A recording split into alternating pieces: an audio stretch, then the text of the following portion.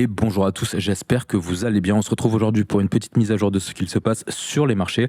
Et je voulais dans un premier temps vous annoncer le fait que j'ai ouvert ma page Instagram ainsi que ma page TikTok sur lequel vous allez retrouver plein d'informations, que ce soit sur les marchés crypto, que ce soit sur les marchés de manière générale. Vous y retrouverez des news, des explications de concepts et plein de choses intéressantes. Je vous conseille vivement d'aller me suivre. Les liens seront dans la description de la vidéo. Et avant de commencer, je voulais faire un point sur ce qu'on vient de lancer officiellement en bêta. C'est une des applications sur lesquelles on travaille. Ça s'appelle Performax et c'est un journal de trading avec une couche d'intelligence artificielle qui va être pensée pour vous aider à suivre vos performances, analyser vos erreurs, comprendre vos habitudes au niveau psychologique et de fait vous aider à progresser dans votre trading. Pendant toute la phase bêta, l'accès est 100% gratuit pour tout le monde. Les places, elles vont être limitées pendant la première vague pour pouvoir garder l'application stable et pour pouvoir assurer une bonne expérience aux premiers utilisateurs, évidemment. Pour recevoir votre code d'accès, c'est assez simple. Vous avez juste à venir suivre le compte sur Twitter, puis à liker le tweet d'introduction ici. Et ensuite, vous avez juste à envoyer un message en privé au compte et votre code vous sera envoyé via message privé. Vous retrouverez les liens dans les descriptions de mes vidéos. Et avant de commencer l'analyse, n'oubliez pas de vous abonner à la chaîne si ce n'est pas déjà fait, de liker ainsi que de commenter les vidéos. Allez, on commence. Et pour les indices US, on est toujours sur une belle tendance haussière. Il n'y a aucun doute là-dessus. La dernière fois qu'on avait fait une vidéo, on était juste après cette grosse impulsion qui nous avait permis de faire un ATH, en tout cas sur le SP. Suite à ça, on a eu une petite période de consolidation pendant quelques jours. Et la semaine dernière, ce qu'on peut observer, c'est que jeudi, on est venu de nouveau faire un ATH. Depuis, à court terme, on a eu un petit retracement qui n'est pas non plus si exceptionnel que ça. On se trouve plutôt dans une phase de range qu'autre chose. Ce qu'on peut observer, c'est qu'on est venu combler cette zone de fair value gap en 4 heures qu'on avait créée et qui nous avait permis de faire notre nouvel ATH. Et pour le moment, on se situe plutôt dans une phase de consolidation au sein de cette zone de fair value gap. Ce qui commencerait à être plus ou moins inquiétant, c'est si on perd cette zone, c'est-à-dire que là, on aurait une target à venir chercher sur le point médian de la zone qui reste ouverte sur les 7791. Mais à mon avis, il n'y a pas non plus de quoi s'inquiéter parce que bon, pour le moment, sur du court terme, nos zones de fair value gap, elles sont à chaque fois respectées. Ce qui commencerait à indiquer un décrochage, c'est surtout si on perd cette structure. Là, on voit qu'on a un beau W qui, pour le moment, n'a pas réussi à donner un breakout assez franc. Et à court terme, on est plutôt dans une phase de retracement.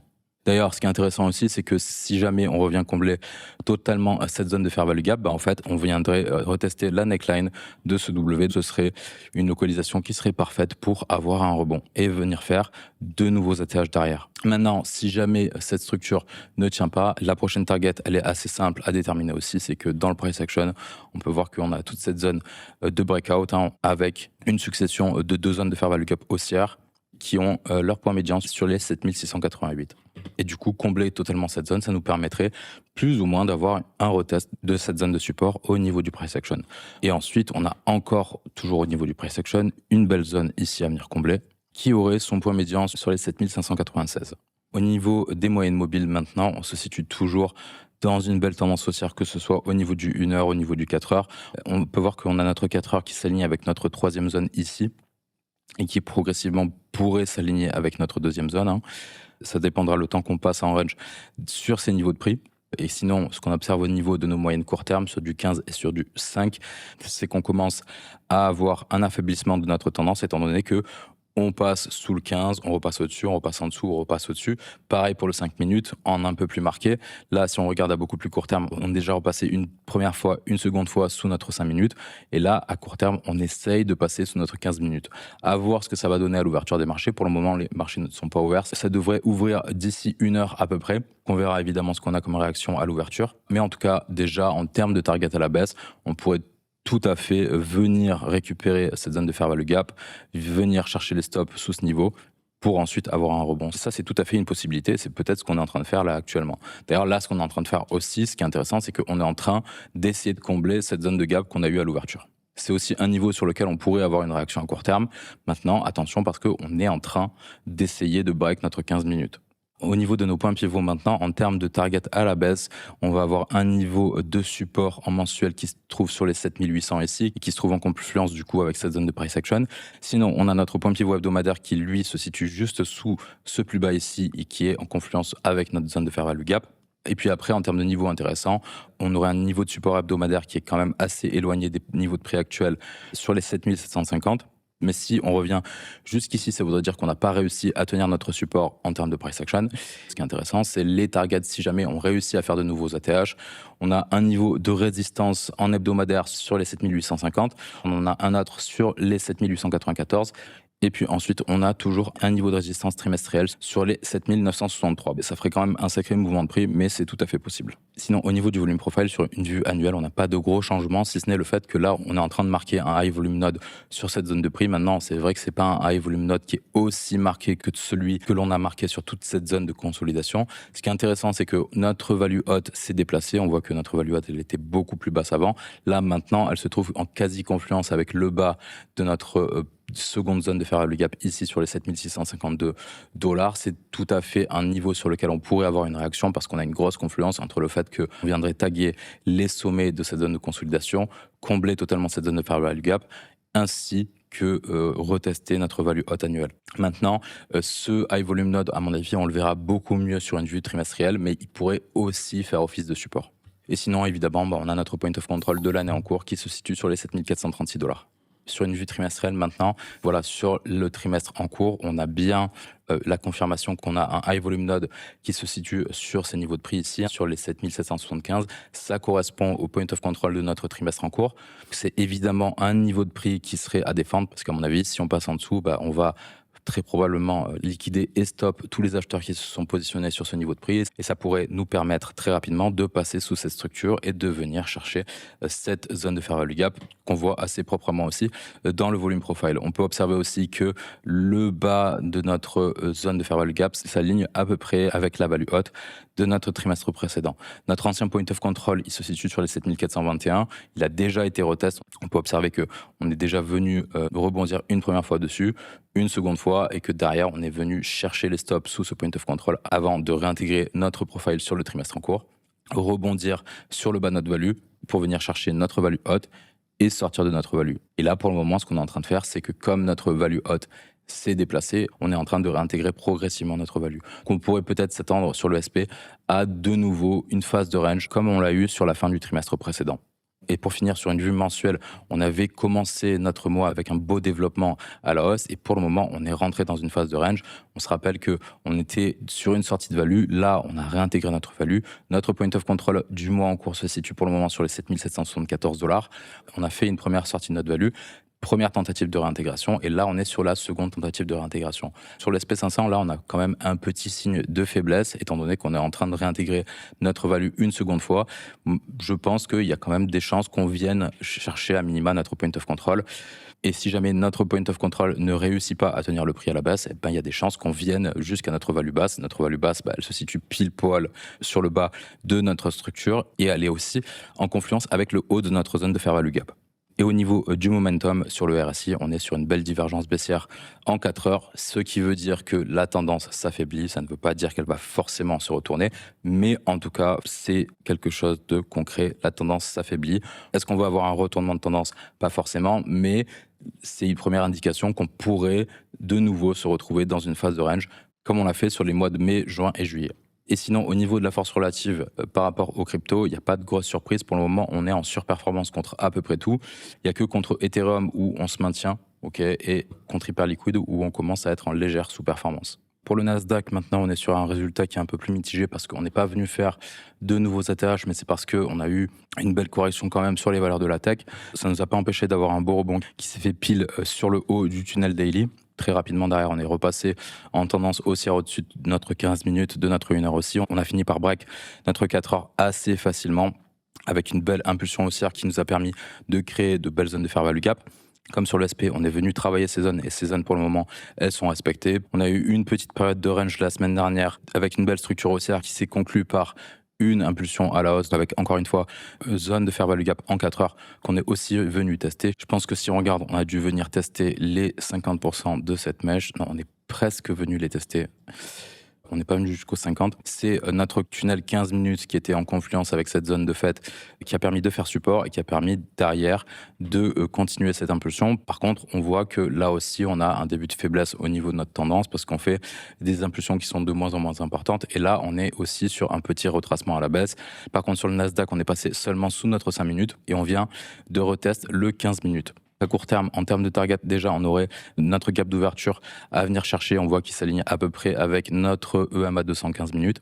Et sinon, on a toute cette partie de notre zone de fair value gap qui n'est pas encore comblée et qui maintenant a son point médian sur les 29 967. Et on voit que cette zone, elle est progressivement en train de s'aligner avec notre tunnel lunaire. On pourrait tout à fait venir combler totalement cette zone pour avoir un rebond qui nous permette derrière de faire des nouveaux plus hauts. Parce que si on vient dans cette zone, on aurait une localisation qui est idéale pour marquer un plus bas plus haut.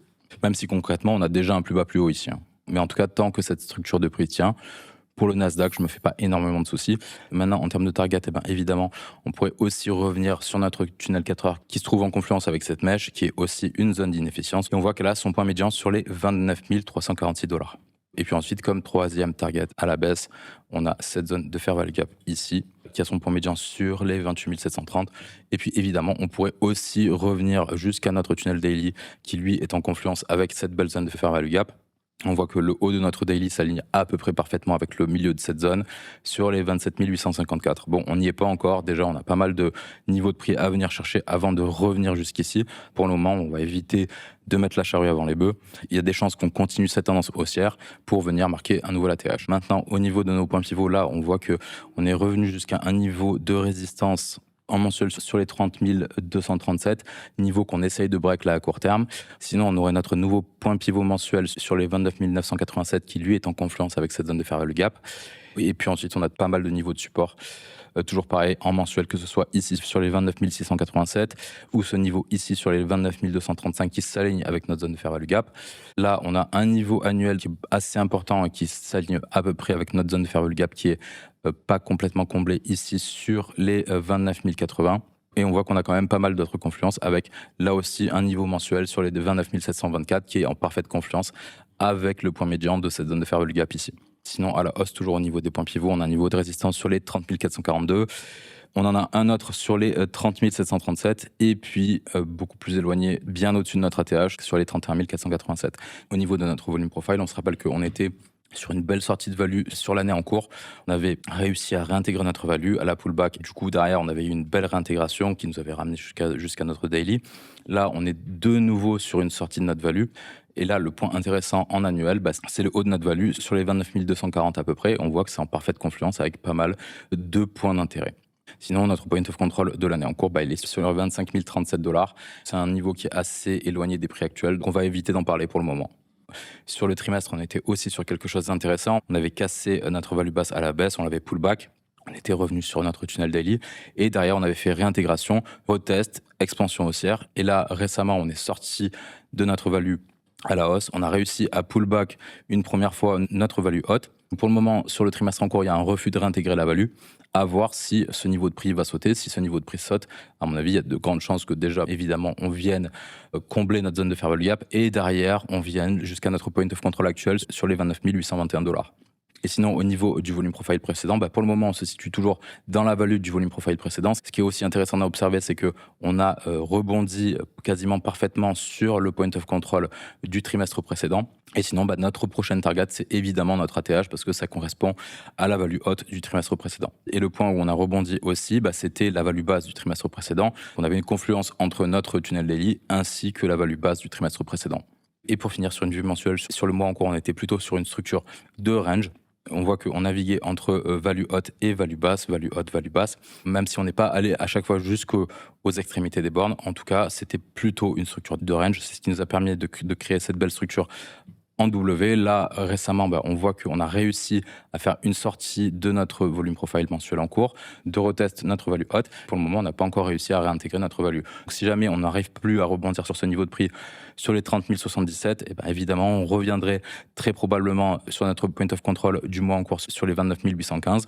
Maintenant, en termes de niveau d'intérêt, on a notre naked POC du mois de juin qui se trouve, lui, sur les 30 559. Attention, il est en confluence avec un sommet ici. On pourrait tout à fait déborder un peu, récupérer les stops et réintégrer. C'est un scénario qui est tout à fait possible. Et sinon, il est vrai que notre value haute actuelle, elle se situe en quasi-confluence avec la value haute du mois précédent. Au niveau du momentum, quand on regarde le RSI, on est dans un contexte qui est similaire à ce qu'on a vu sur le SP, c'est-à-dire qu'on a quand même un ralentissement de cette tendance. On voit que nos impulsions au niveau du prix sont évidemment de moins en moins importantes. Là aussi, ça ne veut pas dire qu'on va forcément avoir un retournement de tendance, mais on pourrait en tout cas se retrouver de nouveau dans une période de range avant d'avoir une résolution soit à la baisse, et ça confirmerait cette divergence, soit on serait simplement dans une forme de consolidation pour de nouveau repartir faire de nouveaux ATH, ce qui accentuerait potentiellement cette divergence baissière. Et pour finir, au niveau de la force relative, par rapport aux cryptos, il n'y a pas de grosses observations à faire. On est en surperformance contre à peu près tout pour le moment en tout cas. Donc voilà, j'ai fini pour cette analyse. J'espère que ça vous a plu. N'oubliez pas de me suivre sur mes nouveaux réseaux. N'hésitez surtout pas à aller essayer la version bêta de Performax. N'oubliez pas de vous abonner à la chaîne si ce n'est pas déjà fait, de liker et de commenter les vidéos. Je vais vous souhaiter une excellente fin de journée et je vous dis à la prochaine. Allez, ciao ciao.